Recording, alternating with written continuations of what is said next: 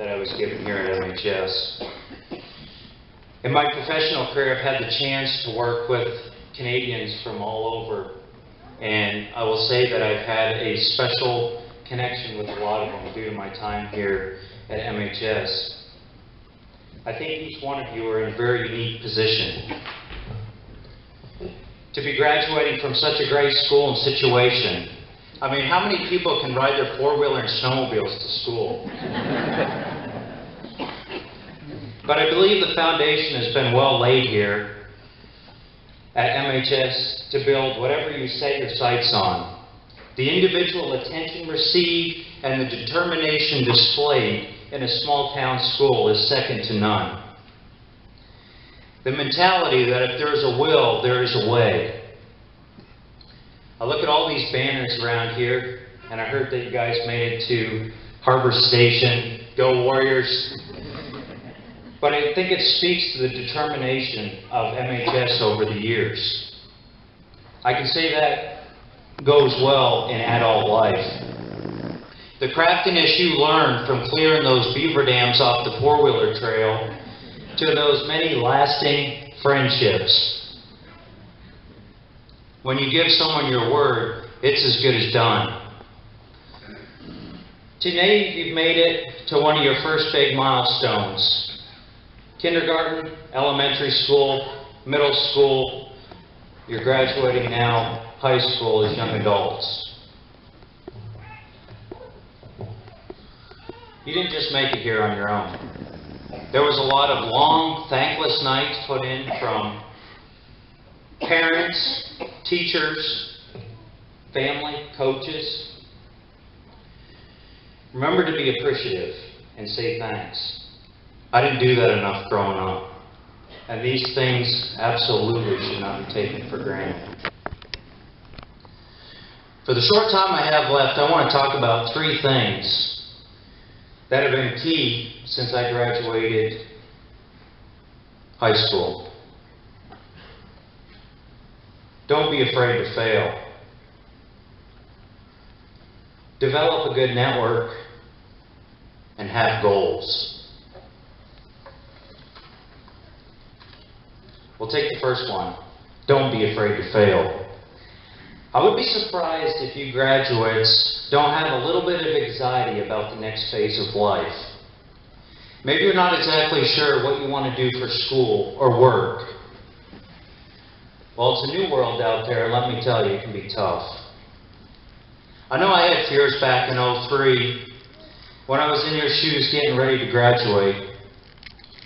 The truth of it is, graduates, you're in a very exciting position.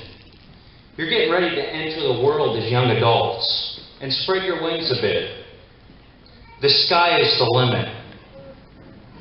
I remember when I first started college, I was wondering at times if I was going to be smart enough or what I was going to do for a job.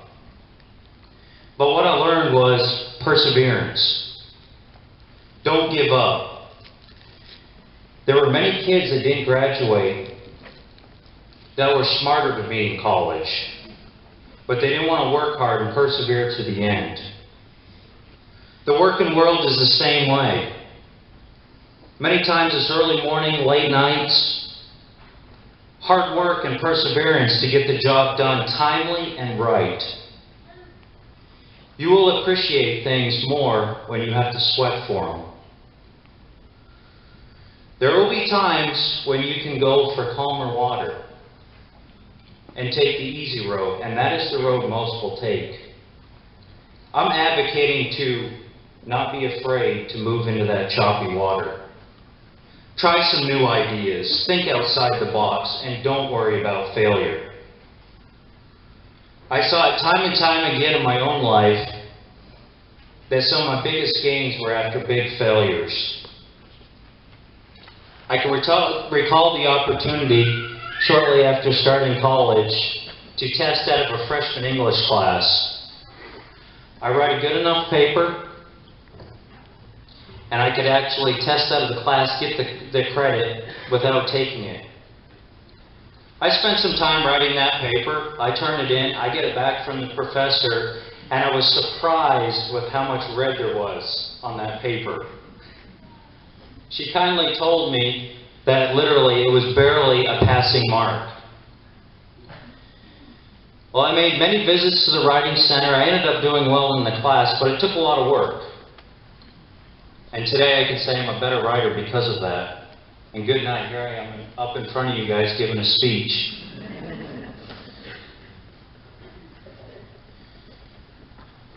Thoughts of failure are natural and not necessarily a bad thing. It shows that you have passion, but don't let it hold you back.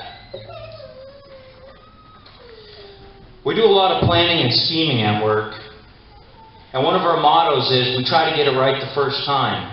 And I can tell you, typically, we don't go without a well thought out plan. Rarely do we get it right on the first time, though. Thomas Edison had over 1,000 unsuccessful attempts before inventing the light bulb. Henry Ford went bankrupt twice before starting the successful Ford Motor Company. If you asked me when I was graduating MHS if I knew what I'd be doing today, I wouldn't have had a clue. There have been many times where I didn't feel qualified or had the experience, but when failure is not an option, you'll be amazed with what you can accomplish. I'm not advocating necessarily to go jump off a cliff or go see how fast you can cross the bog, but take measured risks and don't be afraid to fail. Number 2, networking. I look back on my career so far, and one of the most valuable things I have to date are the relationships I've made. I'm a millennial, and believe you guys are Generation Z. And I look at how fast technology has changed in my generation, and it's only going to get advanced in yours. I've built a lot of relationships with technical and industry experts. And typically, you don't have to be the smartest person in the room, but surround yourself with people that know more than you, that are better than you, and leverage that. There are a few older guys that I've called on over the years, as I don't have the experience they do.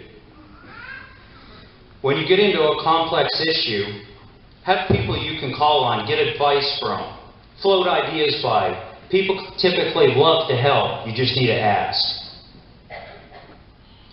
My wife used to complain about all the business cards, and I had a boatload of them. I try to organize them and such, but now I just save them in my smartphone, and I recommend you guys do the same. No matter the predicament you're in, it's good to have a solid network of people that you can call on. We'll call it our lifelines. Last fall was very wet in South Texas. We got over twice the annual rainfall in just 2 months. My company didn't want to hear that we were shutting down operations. They want to know how we're going to maintain activity through flooding and severe weather. I engaged an expert in location builds, and we physically dug out soft parts of the land, sometimes going down 20 foot and backfilling with heavy rock. We then laid 12-inch interlocking timbers on top. The company I hired was from Louisiana and used to dealing with swampland. They were experts for this situation. My faith is very important to me, and the most important person you can have in your network is the Lord.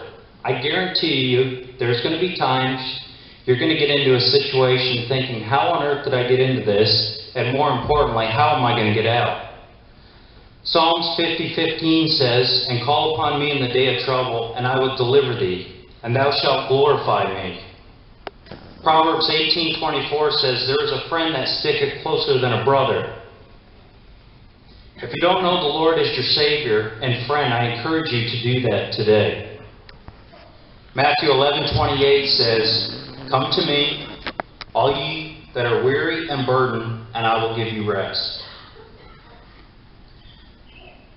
Whether you know it or not, graduates, you already have a really good start on your network. You've got your family, friends, teachers, and it's only going to expand as you get older.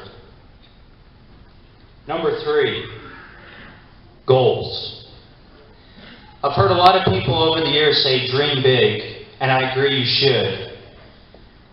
But dreams without goals are just dreams. I found it very important for myself to set goals, small goals, medium goals, large goals. Along with setting those goals is writing down how you're going to get there. Sometimes I found it easier on the bigger goals to work backwards. Maybe you want that dream home, so you start running, you get a small property, and eventually you'll work yourself into that dream home. I've noticed time and time again, when I lay out goals for the team, they perform better. They see the prize they're working towards. If I just throw a plan in front of them, they aren't going to be near as motivated. We drill deep holes, typically 15 to 20,000 feet deep. We don't just roughly drill, we use precision and work with a team of geologists and petrophysicists to put the wells in the best possible place. To give you a reference, if we were to start drilling here at MHS, total depth of the well would be somewhere out in the middle of the bog heading towards Vanceboro. We have a target directional plan with checkpoints or goals to be met as we drill that well. We have to systematically work ourselves down that well path, taking surveys every 45 to 100 foot to verify where we're at. We may veer off plan and steer for better geology to maximize the oil and gas, but we always stay in line with our goals. Eventually we'll hit total depth of the well. We now have a well that we can complete and produce oil and gas from. You often have a start and an end point with goals, though things will change along the way. Have goals, daily goals, weekly goals, monthly, yearly goals, 5-year goals, have lifetime goals, have goals. To wrap this up, let me leave you with these thoughts. Number 1, don't be afraid to fail. Try new things. I know we've got some good basketball players here on the stage. We all know who Michael Jordan is. He had a famous quote, "I've missed more than 9,000 shots in my career. I've lost over 300 games. 26 times have I been trusted to take the game-winning shot and miss. I've failed over and over and over in my life, and that is why I succeed." Number 2, continue to grow a good network. Get out and meet some new people and add them to that network. Number 3, have goals. As they say, we don't plan to fail, but we fail to plan a lot of times. Work on goals daily. There is nothing free in life. Once goals are established, it's hard work and persistence. A good friend of mine who's done very well for himself likes to say, make sure your potential is not limited by anybody but yourself. There will be times when you're not going to know what to do, and I recommend do something and things will start to happen. On one final note, typically they say overnight success takes about 15 years. Jeff Bezos, the founder of Amazon, says you can do it in 10 years. I understand there's exceptions to that, but overnight success takes time. Graduates, congratulations. I wish you the best. Enjoy your journey ahead and never give up.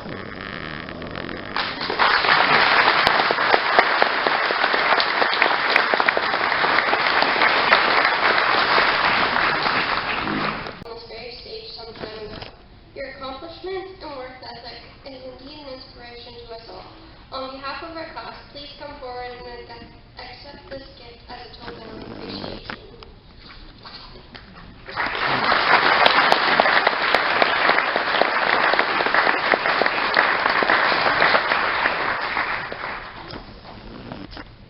Earned an average of 80 or above in their grade 11 and 12 years will receive a diploma with academic merit. with an average of 85 or greater with honors, and with an average of 90 or above will receive a diploma with honors with distinction. Kira Lynn Estorino, daughter of Kelly and Mike McGillicuddy, and Jamie Scott with honors.